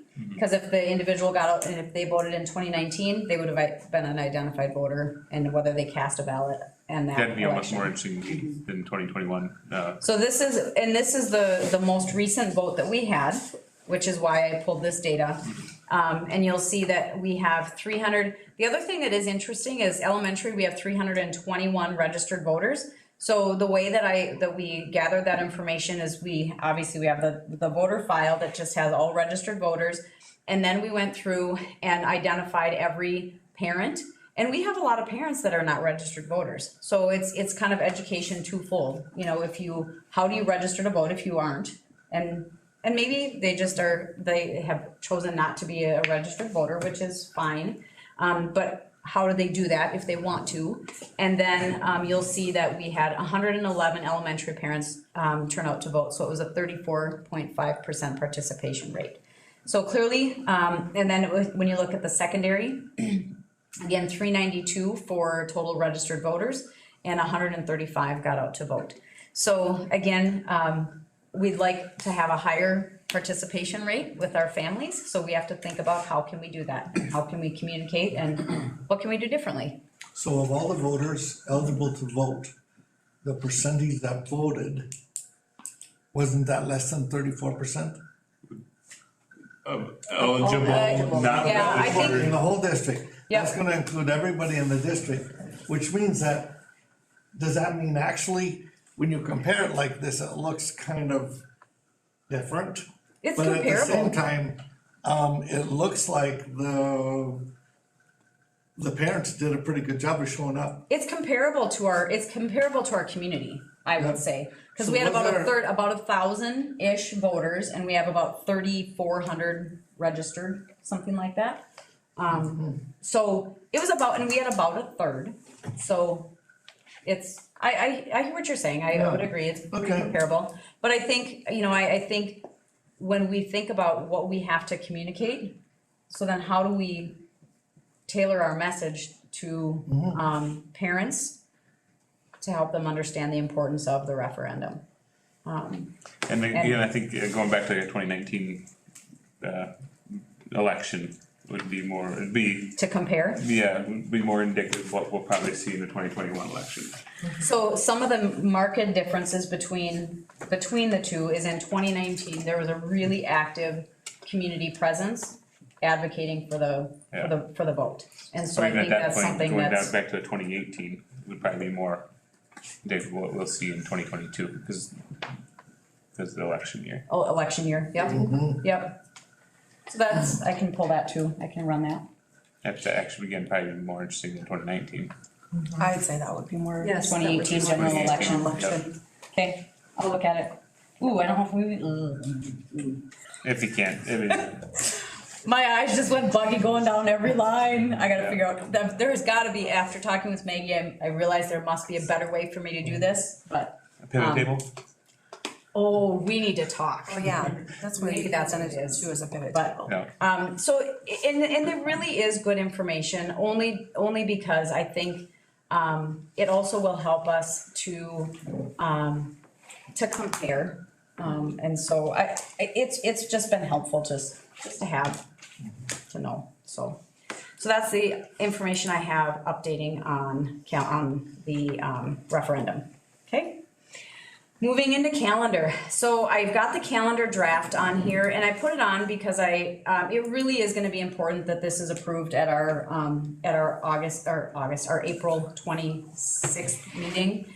So I brought this back to the calendar group, and the team, and I shared the concerns, and you're gonna see that I'm bringing back the recommendation to have 2 3-day weeks instead of that long 5-day stretch. And the reason for that is because of our earliest learners, and having a 5-day stretch in October is really hard. So that was some feedback that I received, and I think it's valid. So if we, what we're recommending is we would have 2 3-day weeks, again maintaining, so we would shuffle that conference day from MEA, that Wednesday, down to that Thursday. So then you would have the conferences on Thursday and the staff development day on Friday. Okay, I know that does not change the fact that we've got a couple of Fridays, and those days off. However, I think when we come back to the reason behind not having 5 days off in, the middle of October, I think it's valid. So where are the parents at on this? Anybody got an idea? I'm generally fine with it. It's just, Megan brought it up before. I was like, yeah, I do remember every time we come around that time of year, it's always like, oh, that's just kind of annoying. But it's, I mean, Okay, but I'm It's still consistent. trying to figure out where it's 4 days. So they'd have 2 3-day weeks. in October. And So we'd have I know, 17, but 18, when you 19, say 24, 5 days 25, 26. off, if we don't count Saturday and Sunday, which we shouldn't be, it's only 4 days. No, This is the you new mentioned- calendar, this is the updated one. Yeah, this is updated. But it was before, wasn't it, the 19th, 20th, 21st, and then the 24th? And then it was to have but we would have had the 24th off. Yeah, So you would have been off the 19th. so they would have been 20, 1, 2, 21, 3, 4. I can look at that. Do you remember? I'm gonna look back at our team. Oh, right, but the concern was that even including the weekend, it would still be 1, 2, 3, 4, 5, 6 days without school. A significant amount of time away from our kids, So especially. I'm sorry, I said that wrong. That was my apologies. I was just trying to figure out where the, Megan, I said that wrong. Yep. oh, it's okay. And when I think when we look at it, no matter what, there's going to be some combination of days. And having that, I had the calendar committee ask the question of, do we have to continue to maintain 2 days at Thursday, Friday, MEA? Well, I think we do. I think that's necessary, I think we have to maintain that professional development is important, and the strategic plan really outlined the priority for letters implementation, and then also being responsive to, on these professional development days, half of them will be continue to letters implementation, then the other half will be bringing in some of the focus of, and we haven't, the professional development committee hasn't set what those are going to be yet, but half of them will be letters, and then the other half will continue to be additional professional development along with workshops, so, and we relied on the Okay. committee there's a lot of teachers on the committee, I don't know how many, most of them are parents, and so I think they're getting feedback both ways, and we kind of just said, what do they want, Okay, as so well. here's my next question that I'm gonna ask. So, we have the 30th of September off. So there's a 4-day week. Now we're going 1 5-day week, 2 5-day weeks, and now we have another Thursday, Friday, Thursday, we have a Friday. 3-day week and a 3-day week. Okay. Yep.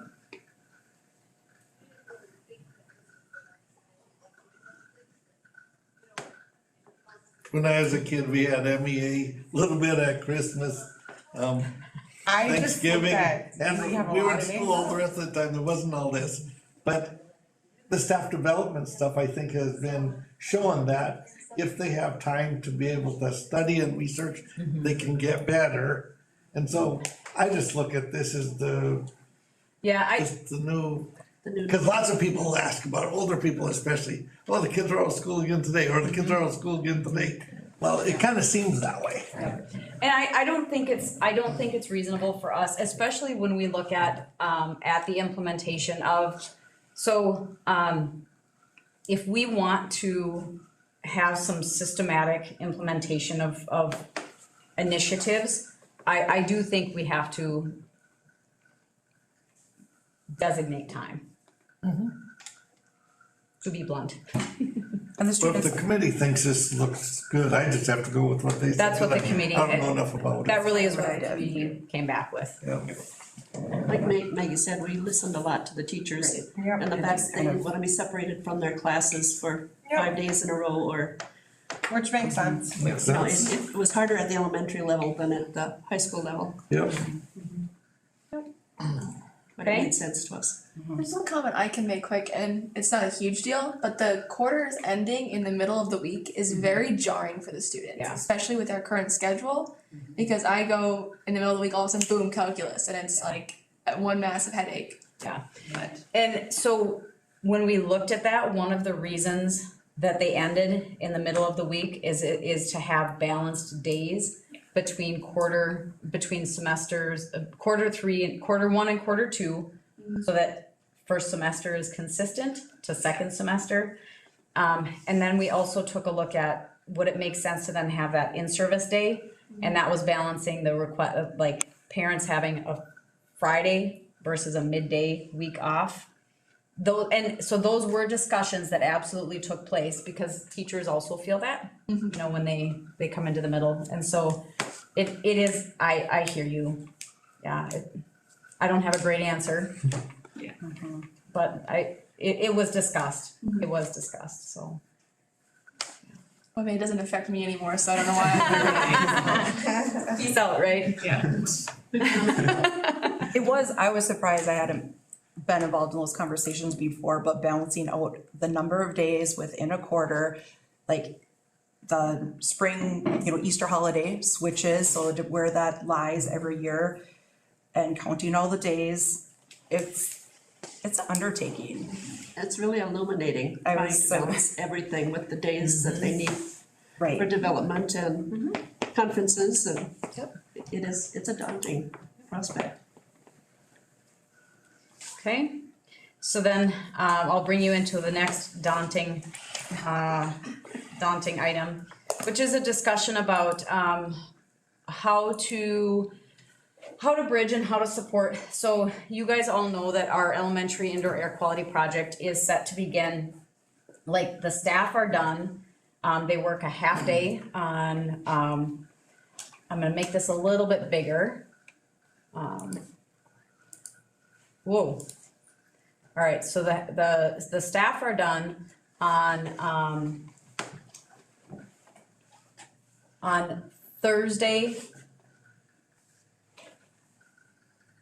21, 22. 21. Yeah, no, that's right. I'm sorry, I was, in my head, I had Wednesday for some reason. So when staff are done, so this is a half day because when they come to graduation, that's on a Sunday. And so they clearly that's a non-paid day, but it's a half day. So then they can leave, it's a half day on Thursday. And then Friday is their flex day. And students are in session up until Wednesday. The question becomes, how are we going to get the classrooms packed up, boxed, plasticed, moved? Because the HVAC people are coming in, they're coming in Friday. I mean, they're coming in the afternoon of Thursday, following classes out. This is a really tight turnaround, so they're in the buildings getting things going quickly. I think it is reasonable for us to take a look at how are we going to support our elementary staff getting their things organized, out of the way, and wrap up the end of the year classroom, or the end of the year, their end of the year duties. So there's a couple of brainstorms that we've had and that I wanted to kind of talk through with you. One would be an option of having the elementary students, their last day would be Tuesday, the 30th, and then Wednesday would be no elementary kids. We would have pause open and available so that now again, one of the quandaries that we thought about is if our high school kids are in session, those are many of our caretakers. So how could we accommodate that? So we talked to community education and they could, pause could run just like it would be a non-school day for families. And that would allow, then the staff would do their year end the morning of the first, and then they could pack and have things moved the Wednesday afternoon, Thursday morning. Okay, that was one option. Sorry, I'm gonna ask a question with that and with pause. Because I know a lot of parents have their older child that watches their brother or sister, so they're not registered for pause.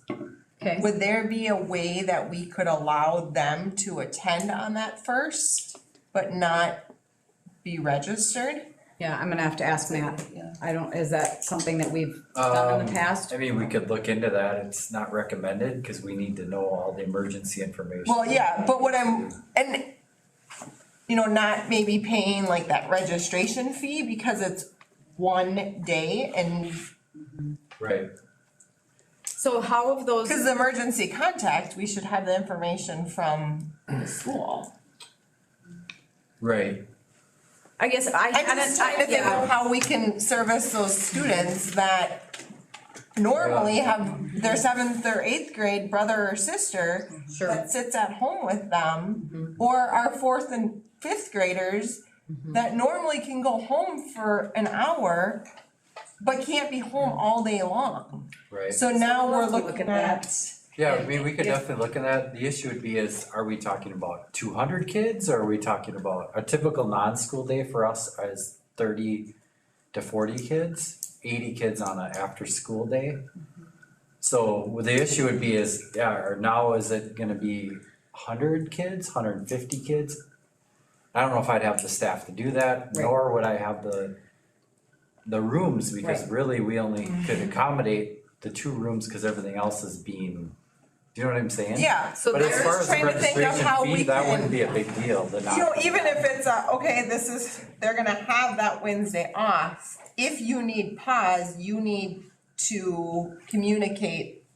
Once parents know, they can say, "Oh, I do need pause." So let's come back to this because we're a little bit in like the details, but I need to know if this is something that the board's gonna support to begin with. Because then we can figure out how to problem solve. Like we can send a survey how many people are we talking about and what kind of an issue? Cause perhaps I'm thinking maybe this is something like our NHS kids they could provide some, I mean, so there's ways to problem solve that if that's a barrier. So let's come back to that. The student contact days. That was does just leave something us- that- It's fine. With elementary kids, we're just fine. Okay. It's not, I mean, that is, there's a difference there. I support, I think, I mean, they need time. I couldn't, that stresses me out thinking if I had to do that in a, in I'm that just amount of trying to time. think Just of go ahead and the do what kids. you have to do to get it done. Okay, Yep. We got this project, they're gonna come in, they need to Okay. get the project done. And the If staff it's needs the time to get their stuff. Changing and the and we need to schedule a communicate little with bit. families. Yep. Yes, that's gonna be the biggest So thing. what I would do is if I'm not hearing a lot of concern, what I'm gonna do is I'm gonna put a revision to the calendar on the April 26th board meeting, because then we'll revise to have, May 31st be the last student day for the elementary. Does that committee So- need to approve it again? Or not? No, it just has to be. Doesn't have to, okay. It just has to be board approved. So here's my next question. Okay, Have we asked the teachers if a day and a half is going to be enough? we've not asked specifically if a day and a half is enough. We have heard that they need time. Well, yeah, I mean, what I'm wondering is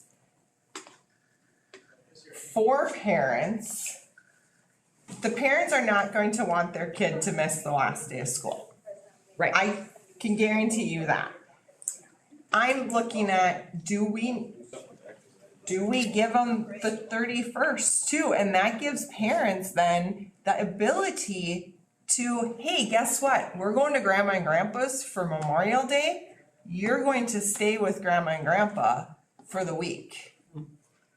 I think that. But that's a maybe potential we're getting minority, into- my grandma, or my children's grandparents are 4 hours away, I mean, like, that's just, Yeah, and I that's think, kind of, I think they could But do what that I'm anyways. saying is that we don't have that extra one day that the kids have to get back into the routine, get into school. It gives then the teachers that, I don't know, Yeah. if they don't need it, then. I'll be honest with you, when I look at, I mean, we can poll and kind of do some, and I can do that between now and the next meeting to have a better consensus. I feel like a day is going to be, I mean, I think a day is, What actually Go needs ahead, to be done? so So that if they have to box got- up, like, Yeah, but is there stuff they're gonna leave in a cabinet or a little closet or something that they need to have plastic over? Or is So- everything in there supposed to be removed? Where Or do they remove it to? they don't need the Putting whole, plastic over as much as we can, you know, and the cabinets, if there's a cabinet, we'll tape it shut and, but we're not moving everything out of the room. desk and furniture gets shoved to one side, yep, in the corner and. pile, so potentially we can plastic cover. off if it needs to be at that point too. Materials get moved, so let's say that HVAC unit is going right next to the window. Everything needs to be moved to the farthest corner away from that space, boxed, bagged, packaged, stacked. The counters will probably remain 4 tables and desks as they have in the past. Everything needs to be taken out and put away from where the hole will be and where the ceiling will be touched.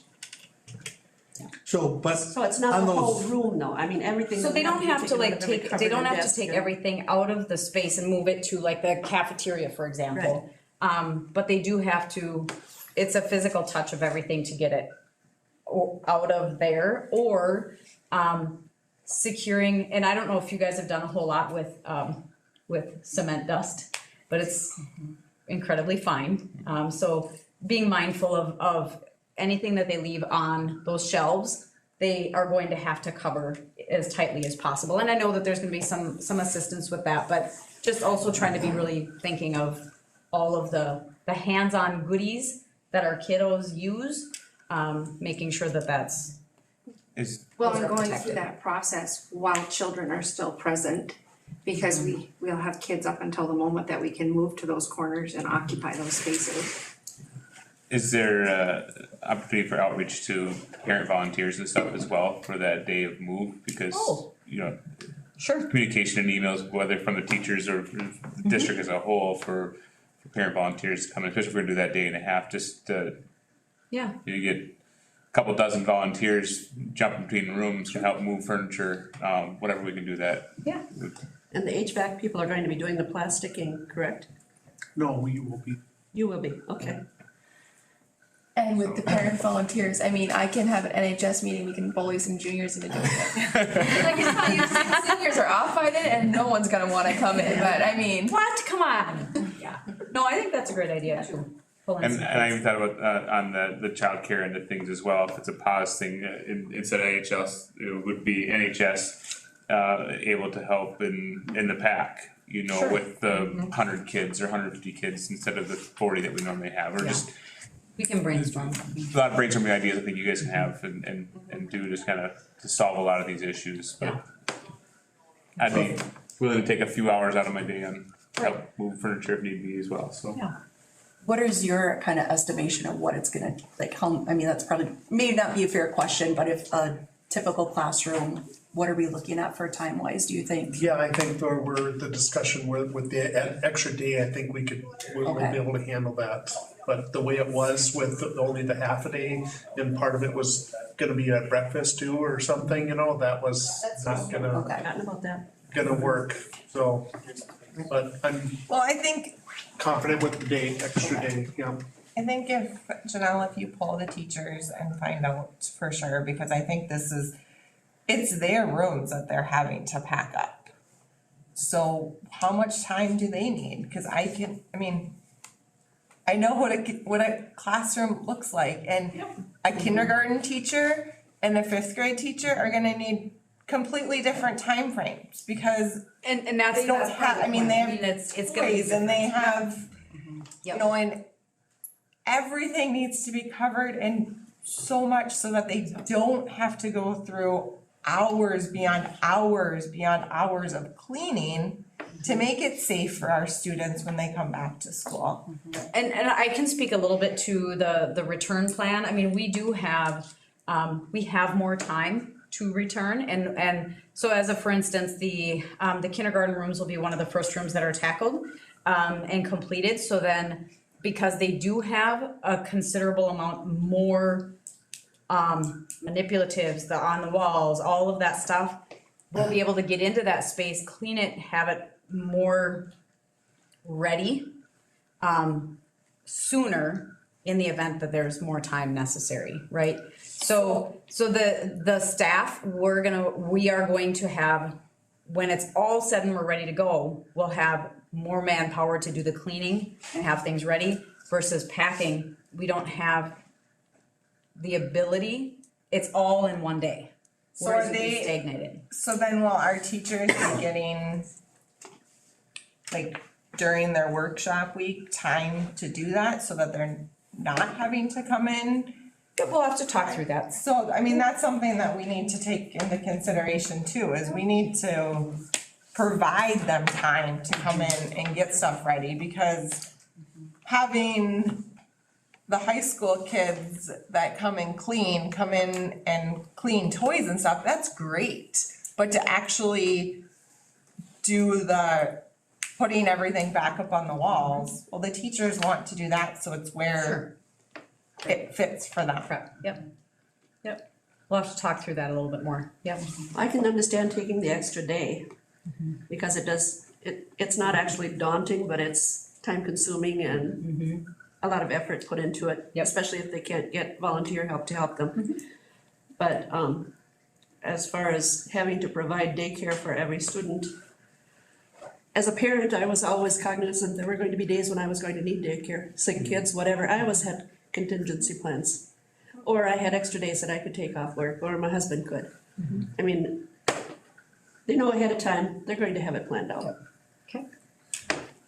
I think we should just, if everybody's kind of okay with it, take the day and you guys figure out how it's gonna work. And obviously you're gonna give somebody an instruction sheet of exactly what they need to do. All that can go wrong really probably is if everybody doesn't know how they're supposed to tape it on or where the tape is at, where there's no, you know, and or the plastic's gone.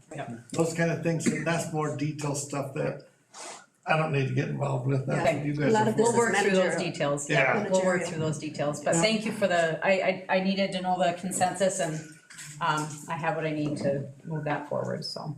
That's what I have for, now I can turn it over to you, Thomas. Yeah, Woo-hoo. request for information roundtables. Anybody have any information that you wanna make sure get in front of us as a board or in future meetings coming up? So I do have something. Okay, And Janelle and I have talked about this. I absolutely enjoy the meetings. We have people that watch this. When kids are coming in and telling us all the things they're supposed to be doing. I would like that not to just be the regular meetings. Why can't it be this meeting also? oh, okay, Where they can come in. And honestly, I don't care if it's a 5-minute presentation. I'm hoping it will be the high school or somebody come in. Cause at the end of the day, cutting the budget and a half of this stuff is just exhausting in the first place. And at the same time, we're talking about our school where we have so much stuff going on here that nobody knows about. It's hard. We don't have advertisers out and signs everywhere of all the stuff, so all the parents know a lot of that stuff. But the people that need to help us out in this referendum aren't in this bubble. yeah. They're out of the bubble. They watch this stuff. And it's just I would just love to have 5 or 10 minutes or something More at every engagement. meeting. So we continually bring it up. I would guess if we took different items, we could spend 4 or 5 years on this, all the stuff that goes on Oh, at the there's a school lot. that we There's a never lot. tell anybody about. And the people in the school, you kind of get used to it. But I'm not used to it. I just love hearing from the kids, or I like to hear a project going on. And then we can talk about the budget. and cutting Facebook and all highlights this in the stuff. board meeting, basically. Yep, and I have an idea, so, okay, Just duly a noted. suggestion, Duly noted, it keeps us on the positive end of all the positive stuff that's going on in this system. you bet. I like that, Bruce, thank you. Anything else? Hearing none, we'll adjourn the meeting. All right.